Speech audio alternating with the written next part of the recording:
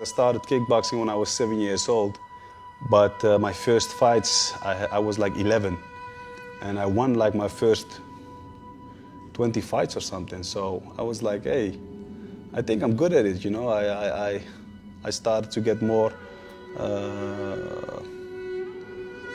joy in what I did, you know. So I think at that moment I was like, okay. And people around me were like saying, yeah, you can do it, man. You're a fucking great talent, and you know, do what you have to do. And so I think that was a moment. I was like 15 years old when I was like, okay, maybe this can go somewhere.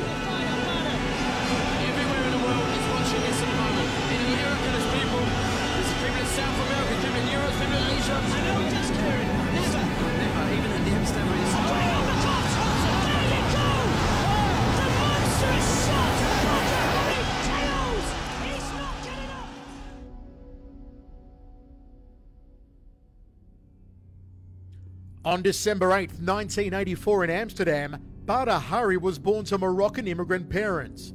They had come to Holland in search of a better future for their family. He came in the 60s to Europe, and he worked hard with nothing, you know. The payment was small, and still he raised the whole family. So by his support, I am what I am now.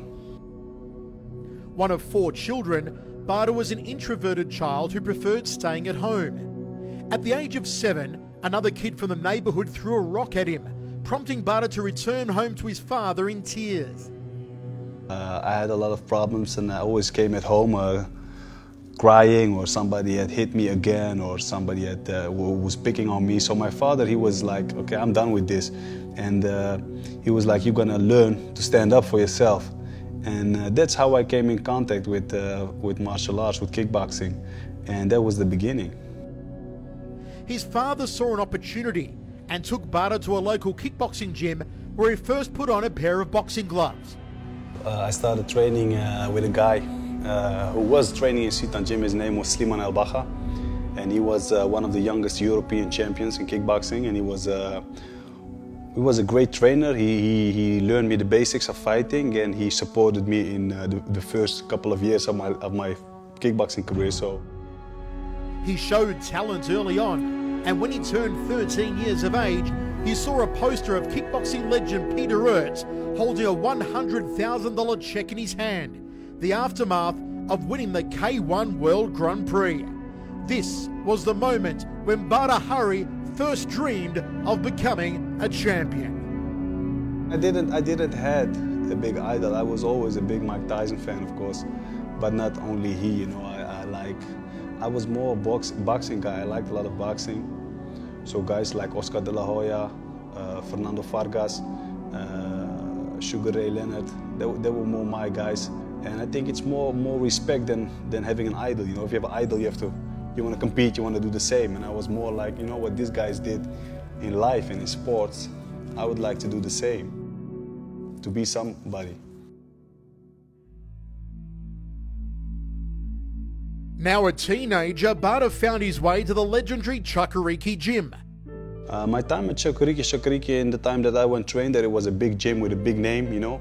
It had all the big fighters. Branko Sikatik, he won the first K1. You know, Peter Arts, he won 3 other K1s. Gilbert Ballantyne, you know, and the list go on. So when I walked into a gym, I was like, wow, you know, this is the big Chakariki gym, and yeah, I started training there. It was hard training, it was discipline, it was old school training, but I learned a lot. Under the guidance of the famous trainer Tom Harink, he quickly became recognised as one of the young talents in the country, with an impressive amateur record of 35 wins and only 1 defeat, 25 of those wins coming by way of knockout. The moment I had like my first professional fight, I already had like, what can it be, maybe 30 or 40 amateur fights, so I was already very experienced at that time for that young age. So the feeling was not very different. The only difference that is that I was getting paid for the fight instead of fighting for free. So So the feeling was good, I think. As a red-hot young professional, he stepped into the limelight as a late fill-in replacement against the then world-ranked Alexei Ignashov, who was fresh off his victory over the legendary Peter Ertz. But Tom Hardy was not so very good in protecting his pupils, so he was like, yeah, you can do it, man. This is a big chance for you, and this is a fight so you can put yourself in the spotlights. So just take it. And I was like, okay. It was in the summer period, and I was like asking the promoter, like, how much money do I get for this fight, you know? 7,000 or 8,000. And I was like, really? And I was like, oh, okay, 7,000, 8,000, and it's almost summertime. I can take my family to holiday, I can go myself. I took my brother, my sister, my mother, my father. And I was like, okay, I never seen that money at that time. So I was like, okay, you know, just give me the fight. What's the baddest thing, the worst thing that can happen? Get knocked out? Yeah, no problem. Interesting to see what Hardy can do against this Alexei Ignashov, a man who has so much more experience, who has shared the ring with all the greats in the world. I was a young guy,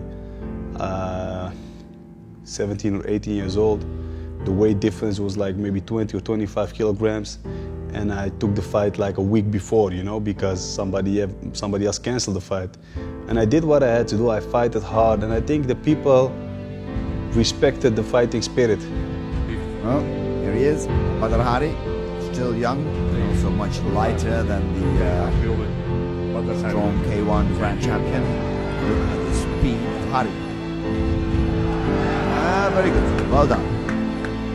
Well, we know, of course, that Ignashov has another fight coming up there. A wonderful technique there, but look at the power of it. Not many that really believe he has a good chance, but look at the fierce way he's attacking right now. Badr Hardy knowing he has nothing to lose. Outweighed, outpunched, outkicked.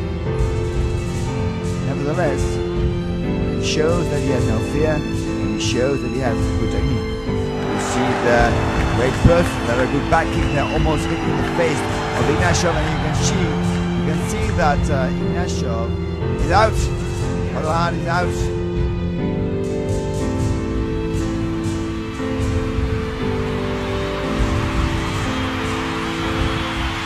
Although ultimately he lost the match against Ignashov, Hardy gained the respect of the kickboxing community for putting on such a brave performance, and even in a loss, his stock rose. There was the moment that everybody knew Badr Hardy. You know, there was the guy who fought Ignashov. He lost, but he fought it hard, and he did his best, and he gave it all that he had, you know. So I think people respected that.